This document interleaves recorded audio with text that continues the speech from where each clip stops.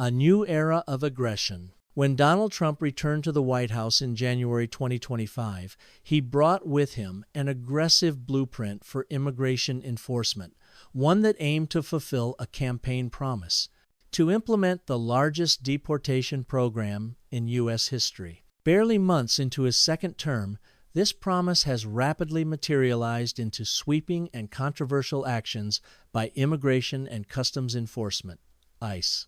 According to data from the Deportation Data Project, ICE arrests in Maryland have nearly tripled, jumping from an average of 3.7 daily arrests in 2024 to nearly 10 per day in 2025. These numbers are more than just statistics. They reflect a dramatic shift in tactics and a new federal posture toward undocumented communities across the United States. While the Trump administration claims these measures are designed to protect American communities from criminal threats, advocates, legal experts, and immigrant communities argue that the real targets are ordinary, law-abiding residents. Nearly 40% of those arrested had no criminal records at all, challenging the administration's stated rationale. From parents arrested during routine check-ins to community leaders seized en route to work, the faces of this campaign reflect a broader erosion of due process and civil liberties. With arrests extending to teenagers and longtime residents with no history of criminal activity, ICE shift has triggered a firestorm of criticism and fear. This article explores the data, testimonies, and political reactions surrounding ICE ramped-up tactics. It chronicles the human toll, dissects the constitutional implications, and examines the ideological divide shaping this intensified crackdown on immigrants. The rise in numbers, tripling ICE activity in Maryland. The numbers are stark.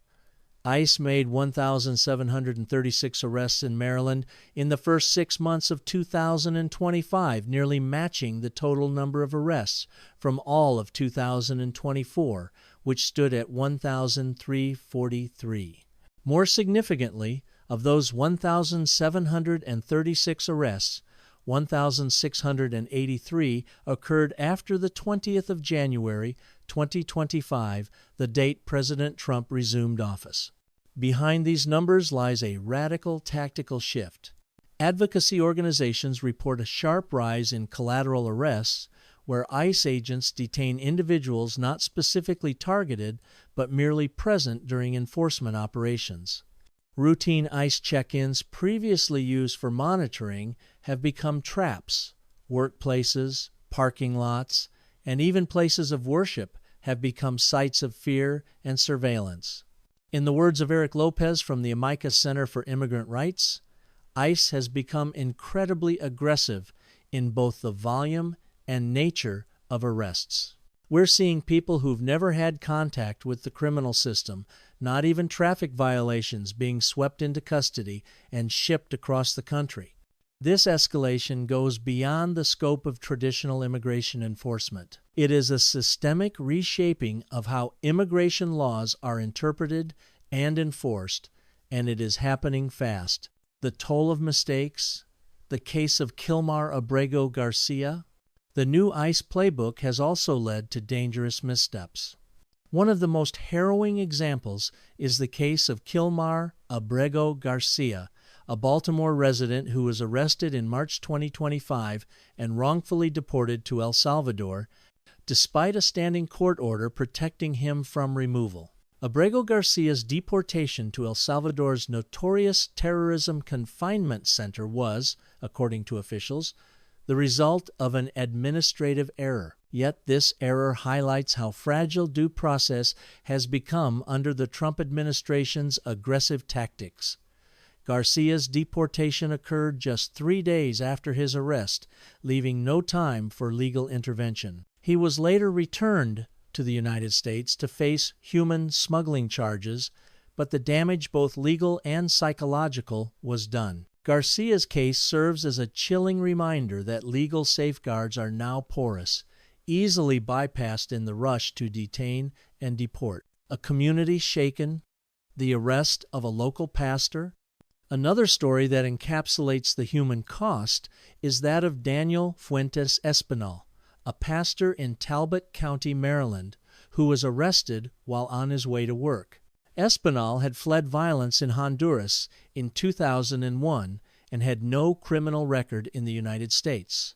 For years, he served as a community leader, a pillar by many accounts. His arrest sent shockwaves through his congregation and the broader immigrant community in Maryland. Initially detained in Baltimore, he was quickly transferred out of state to a facility in Louisiana. The speed and severity of his transfer indicate a deliberate strategy to isolate detainees from their legal and social support networks. It is shocking that the Trump administration is now targeting churches and other places of worship for ICE raids, said Rep. Glenn Ivey, one of several Maryland leaders to condemn the action. The risk of racial profiling makes this unconscionable defiance of basic constitutional protections even worse. Targeting without distinction, who is being arrested? The Trump administration has framed the surge in ICE activity as a crackdown on criminal illegal aliens. But the data and stories from immigration lawyers tell a different story. According to ICE statistics, only 45% of those arrested in 2025 had prior criminal convictions. An additional 15% had criminal charges pending, many of which are nonviolent or immigration-related. This means 40% of ICE detainees, nearly half, had no criminal background whatsoever. The breadth of individuals being targeted is unprecedented. Eric Lopez, Deputy Program Director at the Amicus Center for Immigrant Rights, noted that arrests now include high school students, asylum seekers awaiting hearings, parents with decades of U.S. residency, individuals attending ICE check-ins in good faith. It used to be that ICE went after people with serious convictions, said Lopez.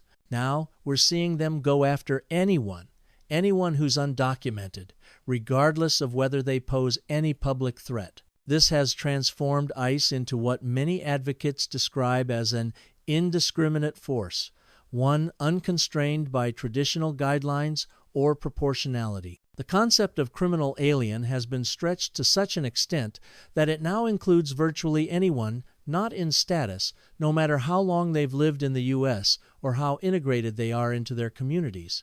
The political divide, praise, and outrage.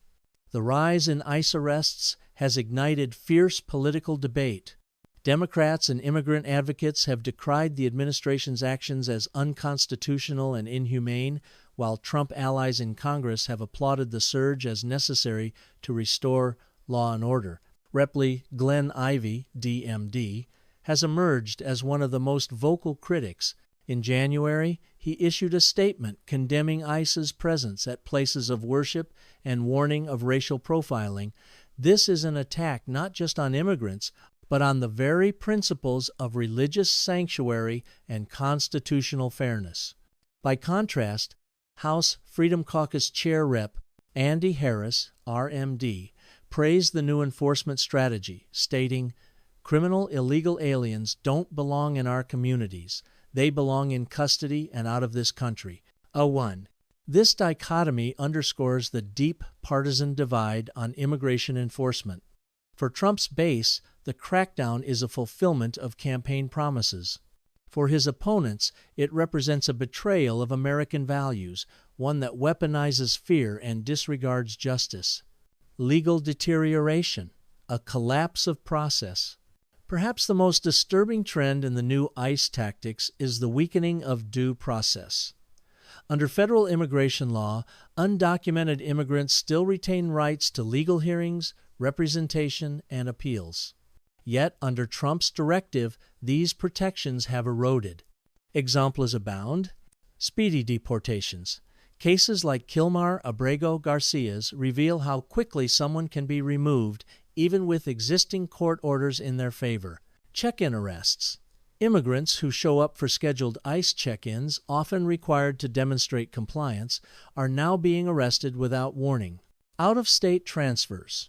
detainees are being moved to far-off detention centers in Louisiana, Texas, or Arizona, limiting access to lawyers and families. Mass scheduling delays. Immigration courts are overwhelmed, but ICE continues to arrest without concern for backlogged hearings or procedural fairness. Corey Alonso Yoder, a law professor at the University of Maryland, emphasized this erosion. The idea of doing it the right way legally is now meaningless. Even those who have followed every step of the process are being arrested. The human impact, generational trauma. While ICE statistics can be analyzed, the emotional and psychological toll of this campaign is incalculable.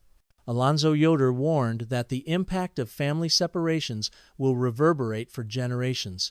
Children are being left behind when parents are detained. Families are torn apart suddenly, without warning or chance for goodbyes. Schools and communities are witnessing increased anxiety and absenteeism among immigrant children. Some examples from Maryland. A high school junior, previously on the honor roll, was arrested while walking to class. A bakery owner, beloved in his town for hiring formerly incarcerated individuals, was seized during a routine delivery. A mother of 4 with a pending asylum claim was arrested during an ICE check-in and separated from her U.S.-born children. These are not isolated tragedies, they are systemic consequences. As one advocate put it, we're creating a generation of trauma. Obscuring the truth, redefining criminal alien. A central justification for the deportation surge has been the removal of criminal aliens. But advocates argue that the Trump administration has purposely redefined this term to encompass almost any undocumented immigrant. Alonso Yoder explains, the administration has obfuscated and confused what it means to be a criminal alien. While in the public's mind, this might imply violent offenders, ICE's current practices include people with expired visas, those who entered without inspection decades ago, individuals with dismissed misdemeanor charges, people whose asylum cases are still pending. The term criminal is being weaponized as a political tool, creating public fear while masking the reality that most of the detained are nonviolent and have deep community roots. Conclusion: where does the nation go from here? The United States is at a crossroads. The Trump administration's hardline approach to immigration is redefining not just policy, but identity. Through tactics that many view as unconstitutional and inhumane, the federal government is enforcing a campaign of fear, fragmentation, and trauma. Legal experts warn that the erosion of civil protections for one group is a threat to all.